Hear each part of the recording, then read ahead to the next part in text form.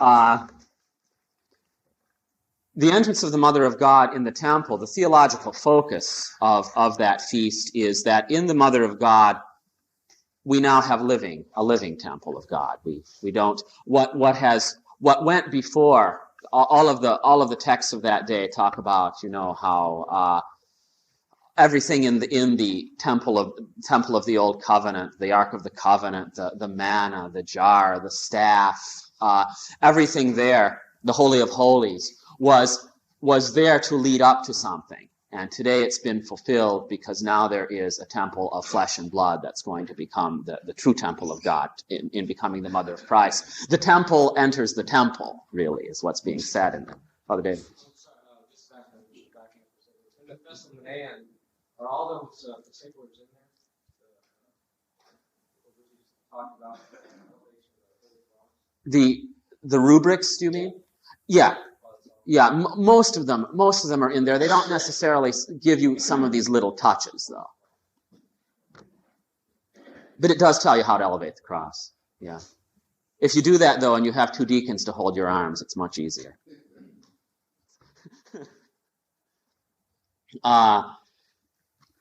So then the entrance of the Mother of God is the celebration, first of all, of Mary as the living temple, how the temple of the Old Covenant, which was the physical sign ongoing through the centuries of the Old Covenant of God's presence with his people, has come to its climax in Mary, the living temple. And because Mary became the living temple, every Christian is called to become the same. That's what's being celebrated there, that we are living stones. And it begins with this first of the living temples in which God comes to dwell in person. This is also the day on which, as a kind of liturgical note, that the first little announcement of the coming of the celebration of the birth of Christ is made at Matins. There are some hymns taken from the Christmas service that announce the coming of Christmas. We'll go on right from there because we'll have to spend a little bit more time on the Nativity and Theophany cycle. The Nativity and Theophany are celebrated in a more heightened way, it can be said, than the other immovable feasts. There's much more there. The reason why is that they are modeled on Pascha in many ways. The Nativity, in fact, in the service books, the Nativity of Christ is called the Winter Pascha, as I think you know. And the birth of Christ and the baptism of Christ is continually referred to his passion, death, burial, and resurrection. You can think of the three great descents of the eternal Word of God: at his nativity to take flesh, at his baptism in the Jordan to come out from the waters as the Lamb of God bearing the sin of the world, so then to take upon himself sin, and ultimately in his passion, death, and burial to take upon himself the last enemy, that is death. So those three descents, to take upon himself flesh at the nativity, sin at the Theophany, and death at the great Pascha. All of these are seen as one celebration of salvation. That's why Christmas and Epiphany are related to Pascha, seen as Paschal feasts. That's one of the reasons why the Christmas celebration developed this 40-day Lent preparation for it, as a little Lent before the winter Pascha. The preparation for Christmas consists of a number of things liturgically, beginning with St. Andrew's Day on November 30th. In the liturgical texts, there begin to be, for example, at Vespers, periodic hymns of preparation for the Nativity. They pop up for the big saints' days during Advent: St. Andrew, St. Nicholas, St. Spiridon, some of the others. For the liturgical texts of these days, they'll all also include verses of preparation for the Nativity. Also, the 2 Sundays before Christmas are oriented to the Nativity. The first one is called the Sunday of the Forefathers, or Sunday of the Patriarchs, on which are commemorated really everybody in the Old Testament who was good and righteous. Best way to put it. And then the Sunday before Christmas, what's focused in upon primarily are those who are in the genealogy of Christ according to the flesh, according to the line of David. That's read in the gospel for that Sunday. Those who were righteous and are regarded as Old Testament saints there. And then you have, as opposed to the other great feasts, Christmas has a 5-day period of preparation, a 5-day pre-feast that begins on December 20th. So, as a liturgical reminder, from December 20th, that is from the Vespers on the evening of December 19th, until January 14th, the leave-taking of the Epiphany. During that period, that entire period is set aside for the Christmas Epiphany celebration. And for the services of all those days, except for Sundays falling during that time, the usual weekday things are not used. They're all to be replaced with the hymns of the feast. The 5-day preparation for Christmas has become in the church a kind of miniature Christmas Holy Week, in which even the hymns of each day are poetic paraphrases of the Holy Week hymns. When often it's taken. A hymn like from Good Friday, today is suspended on the tree, he who suspended the earth on the waters, and we sing a hymn like that during the Christmas preparation. Today, he who suspended the earth on the waters is born of the Virgin. So, but what's being done during these 5 days is the mystery of Christ's birth, of the incarnation, is being likened to the mystery of his passion, the outpouring of God, the God who empties himself to take the form of the slave to redeem mankind, is seen already prefigured in the mystery of the Nativity. That's why, the icon of the Nativity shows Christ wrapped in swaddling clothes, but he's swaddled like a little corpse. If you look at it, if it's an icon of the Nativity painted according to the canonical tradition, you have in this cave that's in the heart of the earth, which looks more like a tomb than a cave, this little wrapped up corpse. That's what's being stated there, is this child alone among all other children has come to die. Now, a priest friend of mine was asked to come to a non-Orthodox church to give a presentation on iconography, and said that, and a woman there said, "Well, aren't we all born to die?" And the answer to that is no. We aren't born to die. We are born to live eternally, and death is the tragedy and the ultimate enemy of God. There is one who is born to die, and that's why he's shown that way, and that's why.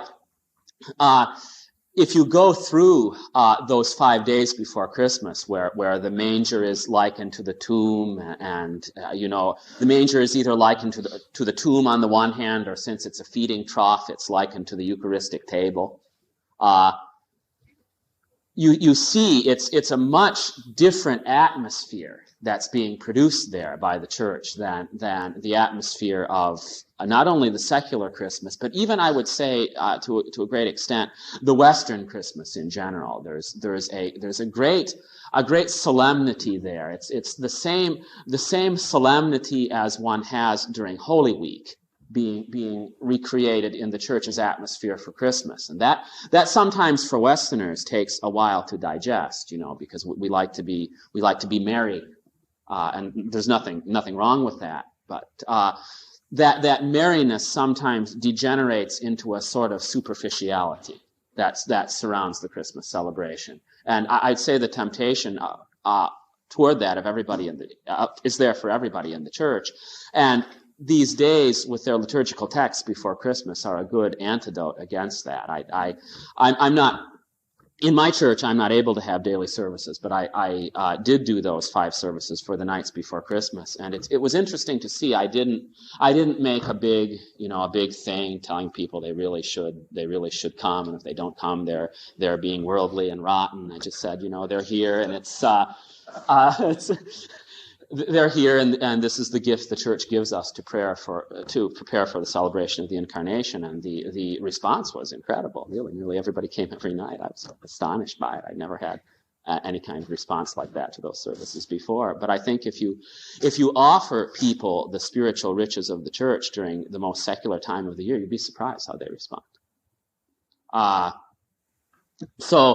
So those days are set aside, those 5 days before Christmas, as a little Christmas Holy Week. And then it's not that the services are like, are the bulk like that we have during Holy Week. They're the daily services, but it's just the atmosphere of this special hymnography that is created in the church. Even if you know traditional Orthodox music, a lot of the hymns for the preparation for the Nativity are sung to the same melodies as the Holy Week hymns. And for people who either have grown up or have taken to themselves the tradition, or even have come to learn it at some point, it really makes a likeness between the big Pascha and the winter Pascha. Then another very, very unique feature for the Nativity and Epiphany celebrations is that for those 2 feasts, the eve of the feast, December 24th or January 5th, is celebrated with the same liturgical solemnity as the day. I think you've probably noticed that in one way or other. In fact, the services that are given for the eve are in some ways more bulky than that given for the day itself. A lot of the content in Scripture and psalmody is found in the services on the eve. So the setting apart of the eve with the services called the royal hours, the special hours that have special songs and readings, and the observance on the eve, which is meant to be kept also as a strict fast day, unless it's Saturday or Sunday. The culmination of the eve with the celebration of Vespers, and then the Liturgy of St Basil, which is done on Christmas Eve and Epiphany Eve, unless you have Sunday somehow involved in there. The order of services is changed. This year Christmas was on Sunday, and we didn't have according to the rubrics, we didn't have a Eucharist on the evening of Christmas Eve. I won't go into all the details of that, because that's something that the service books do say. Look in the Festamenene, it tells you what to have for when what falls on when. And that's the kind of thing you have to teach yourself, and it is written down there, and you can find it. But it's the likening of Christmas Eve and Epiphany Eve to Holy Saturday. That ends with Holy Saturday, concludes with this Vespers of the Paschal Vigil and the first Paschal Liturgy. So also Christmas and Epiphany begin that way, and because they're modeled on Pascha, they have this double liturgy. Ordinarily, this celebration of 2 Eucharists, one on the eve, one on the day, just as we have the Holy Saturday Vigil Liturgy, Vespers, and Liturgy of St. Basil, and then the Pascha night or early morning Liturgy of St. John Chrysostom. So Christmas and Epiphany have that structure as well. Vespers and Liturgy of St. Basil on the eve, Matins and Liturgy of St. John Chrysostom on the day. Now, as I've said, when Saturday or Sunday are involved in all that, there's some changes made. But that's the ordinary structure. So for Christmas and Epiphany, they're considered to be twin sisters. They're kind of they're double feasts. They celebrate they focus on 2 different things, the birth of Christ and his baptism, as celebrations of his saving incarnation, of his entry into this existence of ours. So you notice that the pattern of the services for both those days are the same. You have 5 days of preparation for Christmas, then Christmas Eve and Christmas Day, and then the days after Christmas, the celebration on the 8th day after Christmas of the circumcision of Christ. And then you begin the days of preparation for the Epiphany, January 2nd, 3rd, and 4th. And then the 5th, the eve of Epiphany, and morning, Father.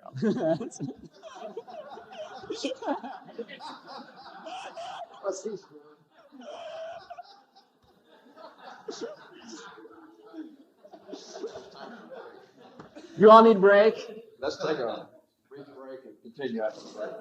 Let me finish up Epiphany. Let me finish up. Harold needs a break. We'll finish the Epiphany and then we'll take a break. So we'll have a clean break there. And then Epiphany Eve on the 5th and Epiphany Day on the 6th. The unique feature, of course, of the Epiphany celebration that you're all familiar with is the great blessing of water.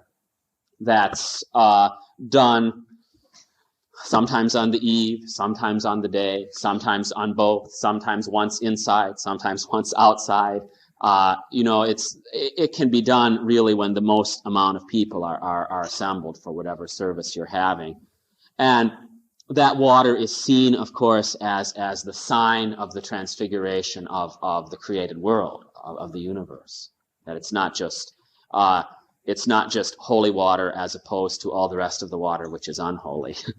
It's the taking of a little bit of water, just as we take a little bit of bread or a little bit of wine, and that becomes the microcosm of all things. What's manifested in that little bit is that God has entered into it. God has entered into this world, into this cosmos. God has not cast aside the cosmos like a dirty rag.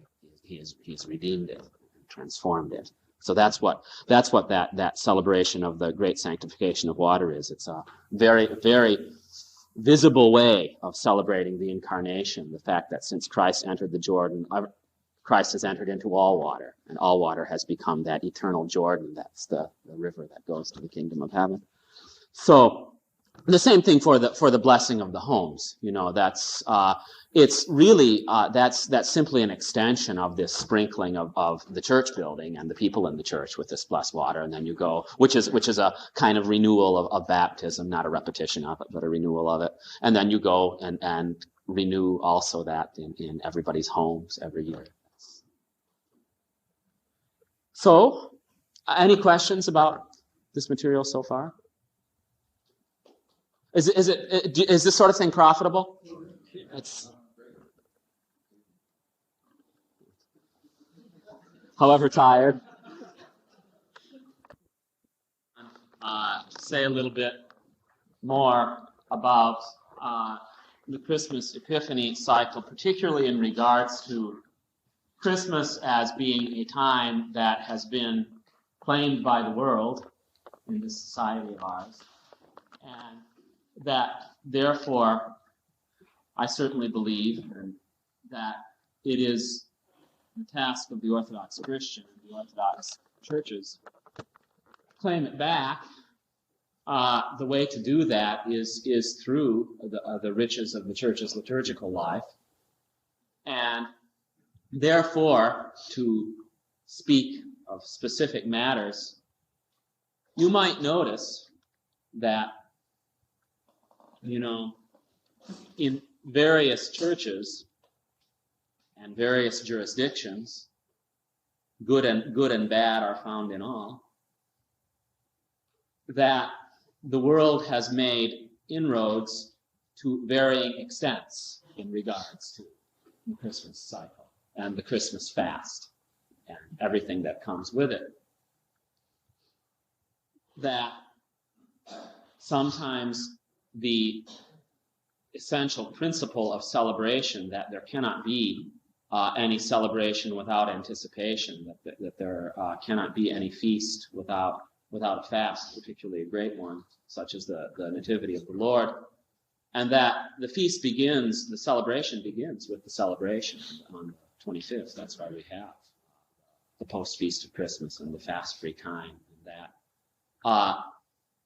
the placing of worldly celebrations during the preparatory time for Christmas, which goes on in churches, it does, is certainly contrary to the spirit of the tradition. Dancing, dinners, parties. Yeah. It's incredible.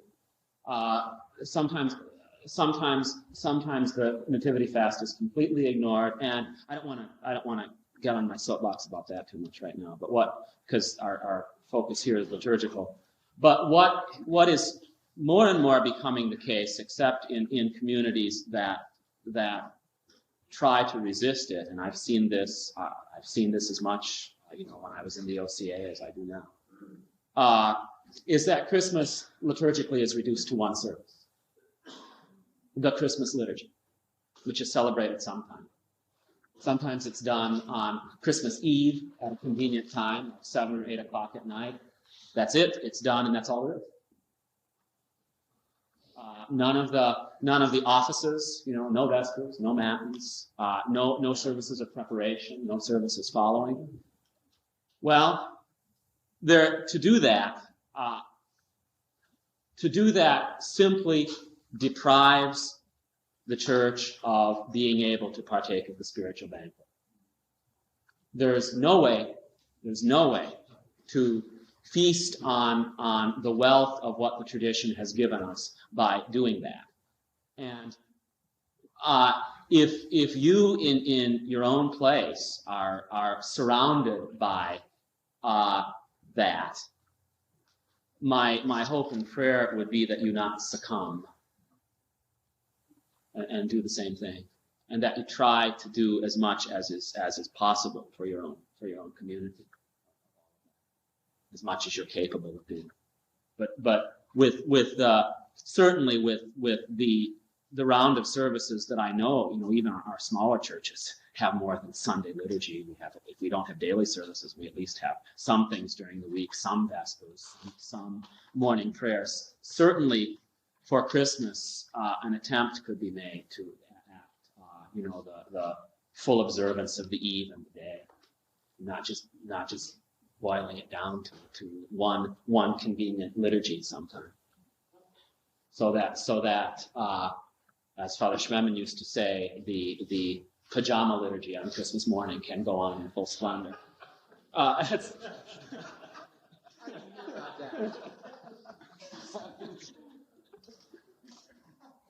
Who told you?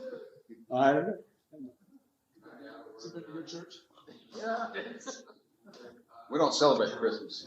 Father Peter. This year, something I read this for the first time, it dawned on me that we who had screamed and yelled over the years as evangelicals to put Christ back into Christmas, we were the ones who took him out. And I said to my wife on Christmas Sunday after the liturgy, finally, we're getting him back again, and it is through these services. I still speak as a convert. I still wake up blinking a lot of times at how blind we were in trying to shortcut all of this as, calling it just ritual or whatever. And here it is. It's all here for us. And then the joy we had Christmas Eve to have one of my daughter's little high school girls who doesn't claim to be a Christian friend begging to come and go to that Vespers. And even just to come back afterward and open the gifts with her there. Which finally, we got a way to get Christ back in Christmas, and it's the way the church has always done it. And to have rediscovered it, begin to live it now, it's just a phenomenal joy. Father David. We had a student at the same time who was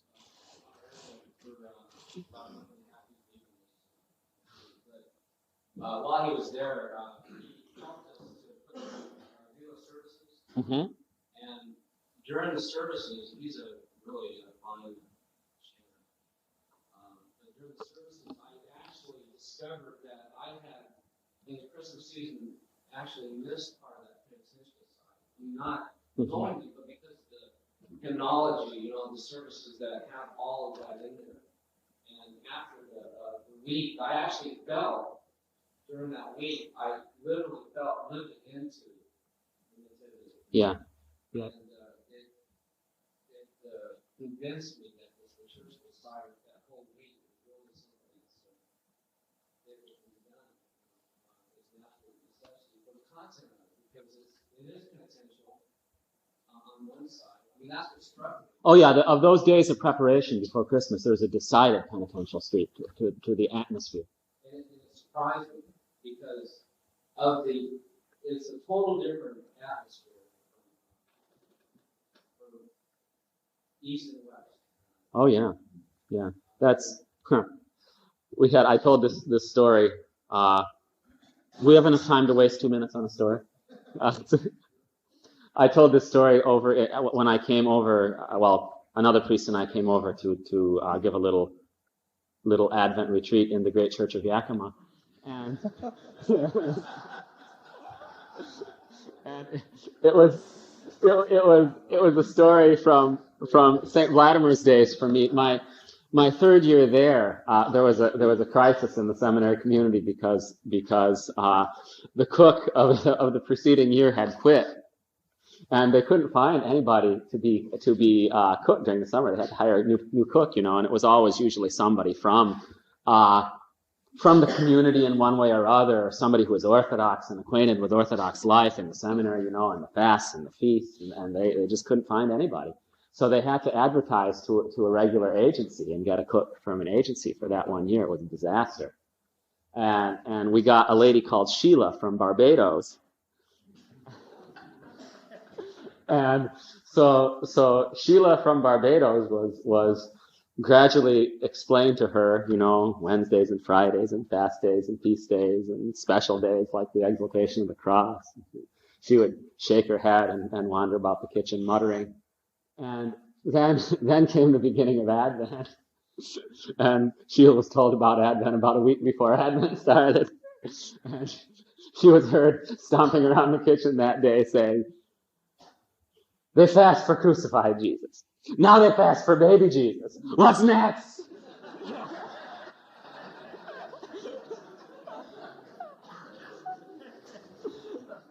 So, and there's an expression there that this penitential atmosphere of the church's Christmas preparation is. Father Tom, weren't you saying that someone in your parish said that you're taking my Christmas away from me? You have to work with somebody like that. But the Christmas that's being taken away is this kind of superficial happiness that it's nice, but it doesn't have much in common with the joy and the world that liturgical services try to bring us into. So anyhow, maybe enough said about that. Let's go on to the next one in the cycle, the meeting of the Lord, February 2nd. Often this feast in the West is called the presentation of Christ in the temple, referring more exactly to the event, or sometimes it's called the purification of Mary, 40 days after childbearing. But the word in Greek, ipapanti, means meeting or encounter of Christ in the temple. And again, what's focused in on is the encounter of Christ with Simeon. And in Simeon, in this old man whose occupation was to wait. If you went to how many years does the gospel say that he had waited for this promise to be fulfilled in the temple? If you had gone to ask Simeon, what is your job? He'd say, I wait. Year after year after year, that's what I do. And so in this encounter with this man who is incarnate vigilance and waiting, another one of these righteous ones of Israel, along with Zechariah and Elizabeth and Joachim and Anna, Simeon and Anna, is seen again, in there is what's best of what the fallen human race has to offer the Lord, the heart waiting to meet him, and the promise that the heart will be visited and the promise will be kept is seen fulfilled in Simeon, who does see the Messiah and then can die, and gives us the prayer that we say every evening. Lord, now your servant depart in peace. And of course, that departure refers to death. And it's I would say the atmosphere of that day, as I've experienced it, this is a personal thing I'll say now, it's kind of, there's a special quiet about the atmosphere of that feast of February 2nd, of the meeting of the Lord. It's a quiet day. It's the day, really, the feast of the peaceful death, I would say. If you become Simeon, as we're invited to do, who have seen, there's a little verse in the Matins that in which Simeon is the church is speaking as Simeon would speak, or rather, it's the infant Christ. The infant words are put in the mouth of the infant Christ, and he says, "It is not the old man who holds me, but I hold him, who begs me to let him depart." And that kind of sums it up. It's the words of also the